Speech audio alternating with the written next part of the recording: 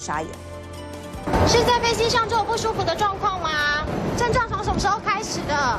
在检疫人员的引导之下，从机场侧门走了出来。他就是从以色列被遣返的台湾旅客之一。拎着行李搭上救护车，要往医院去，因为他出现咳嗽、呼吸急促的症状。事后有接触到的工作人员在现场就先喷洒酒精消毒。不过看看同机的团员们，似乎防疫措施有些单薄。会觉得都没有玩到，这样子很倒霉。 虽然每个人都有戴上口罩，但是没有其余的防护。回台时也都走一般通道。至于身体不适的妇人，则是等到其他人都下机后，最后离开。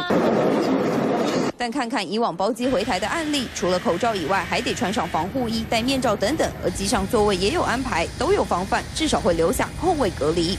这一回，台湾旅客曾和确诊病例待在密闭空间内2个小时。回台时的防疫措施，顶多戴口罩，并且机上初步询问身体状况，和一般旅客没有太大差异。这样的防疫措施足够吗？风险就是这个以色列人上厕所污染了厕所里面的东西，比如说一些物品，然后你再接着去上厕所沾到病毒。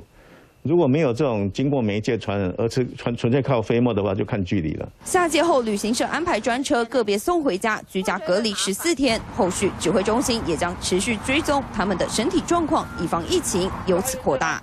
三立新闻徐兆伟、张德生、李玉锦 SNG 小组台北报道。好，这。